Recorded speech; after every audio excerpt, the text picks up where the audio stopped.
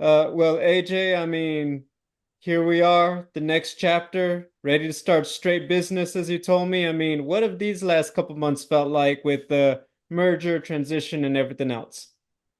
Um, it's been a bit of a struggle. It's been a bit of a fight. I've been fighting on my own things, sicknesses and other things. But at the end of the day, good things don't come easy. So for me, it's just continue, stay in the fight, and keep fighting on. At the end of the day, though, things are well. I can't complain. I got to finish off Bellator at 301 and then come full circle, starting the first PFL versus Bellator in Saudi Arabia. It's an honor to be a part of such a big show and doing the first pay-per-view fight and to not be a champion and to be put on this card. It's an honor. So I just want to go out there and put on a great show. I'd like to go back to that press conference. I've talked to a couple of the fighters, what was the vibe like for you? Was everyone, like, hey, I'm here to fight, you're here to fight, it's all good? Or was there a little bit of us versus them, Team Bellator versus Team PFL going on? I feel like the respect is there, but at the end of the day, it's definitely us versus them, and that's what it's all about. It's a team, but at the same time, it's independent, and I think we're coming in to not only, I wouldn't say earn our respect, but show them that our respect needs to be given. And just because PFL purchased and acquired Bellator doesn't mean that they're the ones that are doing it. You know what I mean? The organization is different from the fighters, and we're coming in with the reason to show that the fighters make the organization, not the organization making the fighters. So, speaking for myself, I'm coming in with a malicious intent, and I'm coming in to start this show with straight fireworks. Can I ask, what was your impression of Clay Collard? You told me that he really liked your necklace and that he let you know. I mean, no beef, but how are you feeling? What's the vibe from him? Oh man, he's a cool dude. He's a cool dude. He's a scrapper, and he's gonna bring the fight. So at the end of the day, the respect's always there. It's always given, but we got a job to do, and that's go in there and be brutal. And then just wondering what your experience is like. Obviously, you get there to Florida, you're part of the presser, and things are a little different. Obviously, with Bellator for a long time. Just what was that like, as the new guy, so to speak?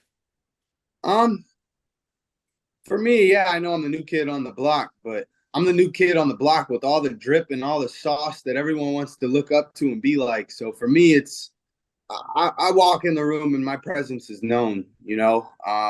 Whether you want to say you know who I am or you don't, at the end of the day, I know that everyone knows who I am. I'm the only second generation fighter out here making big noise like I am. And for me, it's just stay humble, be humble, continue to perfect my craft and be the best that I can be inside and outside of the cage and put on a great show. Clay Collard he's a great scrapper, a great boxer, and a great fighter. He's made it to the finals of PFL's tournament, and in my eyes, I see him as the champ since their champ has retired, and I'm looking forward to just going in there and doing what I do best, and that's exposing his weakness. Now, you're no stranger to big fights, obviously. But this one, flying to Dubai, the pay-per-view, just everything going on around it. Is this the biggest event that you feel you've been a part of? Um, Definitely, I would say it's the biggest event. Just along the lines of it being a pay-per-view event. I've never been on a pay-per-view event, so with that being said, I think it's an opportunity of a lifetime. But for me, speaking personally, with my own biased opinion, I would say fighting in Japan was one of my biggest events ever. Just Japan alone, you know what I mean? The people, the crowd, the way that they are. I genuinely have a love for Japan the same way that they genuinely have a love for the art aspect of mixed martial arts. So, yeah, I think this is going to be a great opportunity, and I'm intrigued to see how the pay-per-view event goes. Safe to say, at some point, you do want to get back there to Japan for another fight, bring out the samurai get up and everything else. No, that thing's not coming out. That thing's staying put. That was a one and done time thing. But I definitely would love to and can't wait to get back out to Japan. Definitely trying to buy R34 out there and buy a couple new little toys out there. I'm a big car enthusiast, so I like I said, imports will have. I'm an American muscle dude to the day I die, but imports will always have my heart. I got a nice little lineup of imports. I got a Supra, I got a CRX, I got a S2000. But at the end of the day, when I get in that V8 of my Cadillac or that ZR1 Corvette, there's just something about that V8, that Hemi. It's something about them. So I enjoyed my imports though, man. That's where I started wrenching. That's what got me into the car scene. And yeah, man, the car scene in Japan is like so Southern California's car scene. It's just surreal. There's nothing like it. We got car meets every day of the week out here from Monday through Sunday. So I'm quite sure it's the same thing in Japan, and I haven't really got to experience that out there yet. And maybe I'll get out there and not have a trip for business, but to have a trip for just a little bit of luxury and enjoyment and vacation time. I feel like AJ McKee needs to live out his Tokyo Drift Fast and Furious fantasies at some point in Japan. I feel like that's Man, what he needs. one day it'll happen. It'll happen. Look, talking about those travels to Japan, do you feel like that's helped you, because it's such a long flight to get there, also for everything that goes into flying over to Saudi for this one?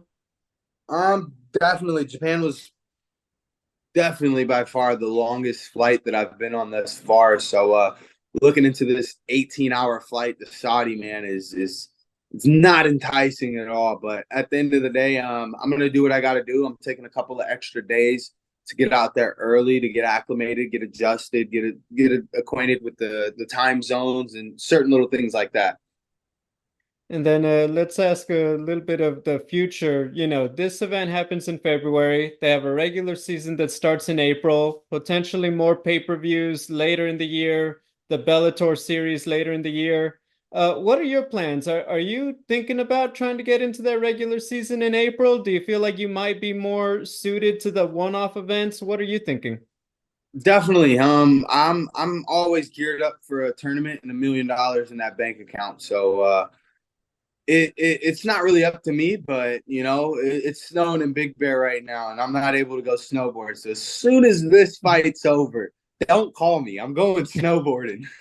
If you want me in that April season, call me. Call me in April. Oh my gosh. You know what I mean? Call me when it's fight time. But I don't know, man. Business first, always before pleasure. So it's just a matter of getting through this fight, seeing how things go, and then we'll sit down and draw some things out and get to the drawing board and see what happens. Gotcha, gotcha. One of the things about you specifically haven't been in Bellator for so long, you've fought so many guys, and yet, if I may say so, coming over to the PFL, is there not still some unfinished business? I feel like that fight with Usman is one the fans still want to see. Obviously, you and Patricky never got to run it. I mean, do you care necessarily about fighting the new guys or, any other which way for your own career? Definitely. I've always been open to returning to the 145-pound division. I miss having a belt around my waist. I feel at 145 pounds, I can jump back into a title shot at any moment. So with this event in Saudi, I think it's kind of gearing up for either 45s or 55s. I can kind of go either way. It's just a matter of sitting down with PFL, seeing what they would like to do, sitting down with Bellator, putting together a game plan. If Patricio wins at 145 pounds, there's a trilogy that's never happened that everybody wants to see. If Pineda wins, there's AJ McKee, who's the true champ that wants to return and show he's the best 145-pound in the world, period. And that's what I've always been geared up to showing everybody. Hands down, I'm the best 145-pounder in the world. I don't care who it is, what organization is. I'm going to kick their ass, take their name, and put that mark on my list and continue the hit list. So that's something that I'm geared up for. That's something I'm willing to do. That would be one of those one-off fights that you were speaking upon. But then again, at the same time, like you said, there's an Usman Magomedov that is an outstanding undefeated fighter. If I can't be undefeated, no one can. So I'm looking to take that O on his record. There's a lot of great names within this 155-pound division. You got Sheebly. There's a few hitters at 155 pounds that I've been wanting to fight, that we've kind of spoke upon fighting, and some things just fell through. You know, we were real close in Bellator's 155-pound tournament to continue in that hit list and those 8 names on that world title, but some things fell through the cracks. So at the end of the day, I can't really fixate on what I want, but just focus on what I can do. And what I can do is go out there and put on a great show for all the fans in Saudi and all the fans back home, and show them what I'm capable of at 155 pounds with somebody that's willing to stand with me. I want to leave you with this final one, AJ. Uh, Going into this, obviously, when you re-sign with Bellator, we know one of the top up-and-comers outside, never fought in UFC, has done his own thing and made some noise.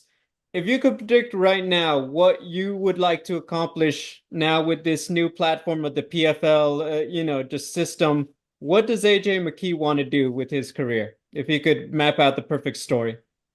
Man, well, it's 2024. You know, it's the year of Kobe, so it's GOAT season, and I'm looking forward to getting that belt strapped around my waist again, either 45 and 55. It doesn't matter where it is, I'll take them both. You know, I've always said I wanted to be a champ, so maybe I'll go down to 45s, win a title there, come back up to 55s and win a title there. Um, that's my dream, you know, is to become a champ. I've always said that I'm going to do it, even before Connor did it, before Patricio did it, you know. So maybe it'll happen, but at the end of the day, I'm going to just focus on what's at hand, and Clay Collard is the man at hand at the moment.